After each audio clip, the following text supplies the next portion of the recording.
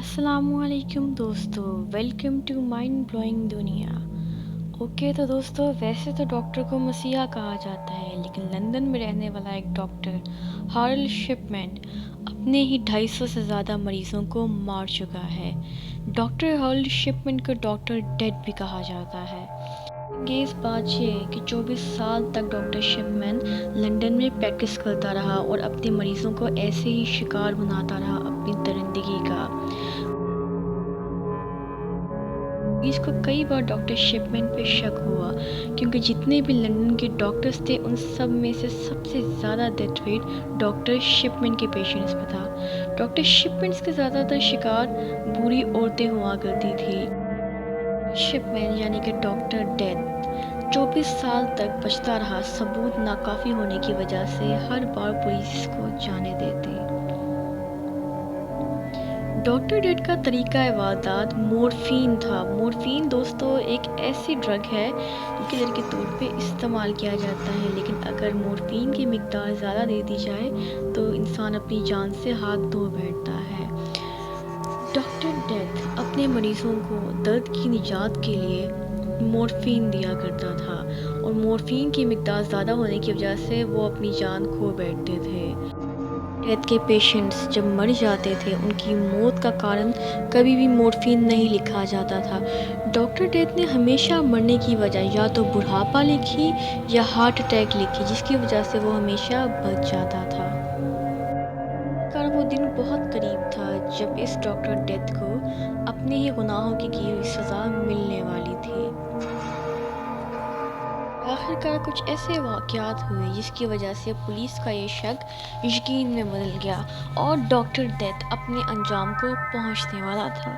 ایک ٹیکسی والا جو کچھ مریضوں کو ڈراپ کیا کرتا تھا ڈاکٹر شپمین کے کلینک تک، اس نے نوٹ کیا کہ مریض کو جب اس نے کلینک تک اتارا تو وہ بالکل صحیح حالت میں تھا، لیکن 2 دن بعد وہ اپنے ہی گھر میں مردہ حالت میں پایا گیا۔ مرنے والوں میں سے زیادہ تعداد بوڑھی عورتوں کی ہوا کرتی تھی۔ ان سب وکٹم میں سے ایک کا نام کیتھرین گرینڈی تھا۔ اس کی موت بھی مورفین کی اوور ڈوز سے ڈاکٹر ڈیڈ نے کی، لیکن مرنے کے بعد پولیس کو پتہ چلا کہ وہ اپنی ول پہ 3 لاکھ پاؤنڈ اپنے ڈاکٹر یعنی ڈاکٹر شپمین کے نام کر چکی ہے۔ ہونے کے بعد کیتھرین کی بیٹی نے پولیس سے رابطہ کیا کہ بھلا ایسے کیسے ہو سکتا ہے کہ اس کی ماں اس کی بجائے ڈاکٹر شپمین کو ول میں اتنے پاؤنڈز لکھوا کر چلے جائے، اور وہ اپنی تسلی کے لیے پوسٹ مارٹم کرانا چاہتی تھی کیتھرین کا۔ پوسٹ مارٹم پہ یہ ثابت ہوا کہ ان کی موت بڑھاپے سے نہیں بلکہ مورفین کی اوور ڈوز سے ہوئی۔ پولیس نے اس کیس کے بعد اور بھی قبروں کو کھودنے کا حکم دیا، اور جیسے جیسے قبروں کی کھدائی ہوتی رہی، پوسٹ مارٹم ہوتا رہا، پتہ چلا کہ ڈاکٹر شپمین کے باقی پیشنٹس کی بھی مرنے کی وجہ مورفین ہی تھی۔ آخرکار 24 سال بعد ڈاکٹر شپمین پہ یہ ثابت ہوا کہ وہ ہی ان سب کا قاتل ہے۔ مرنے والوں میں سے صحیح تعداد کا اندازہ ابھی تک نہیں لگایا جا سکا، لیکن پولیس کا کہنا ہے کہ ڈاکٹر ڈیتھ 250 سے زیادہ مریضوں کو مار چکا ہے۔ اتنے سارے جرائم کے بعد عدالت نے ڈاکٹر شپمین کو عمر قید کی سزا سنائی، یعنی کہ جب تک ڈاکٹر شپمین زندہ رہے گا وہ جیل میں ہی سلتا رہے گا اور اپنے گناہ کی سزا کاٹے گا۔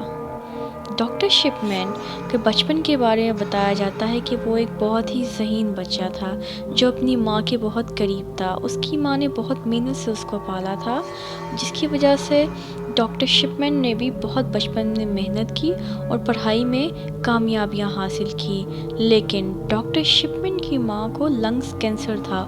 اس نے اپنی ماں کو بہت تکلیف میں دیکھا تھا، اور اس کی ماں بھی مورفین کا استعمال کیا کرتی تھی۔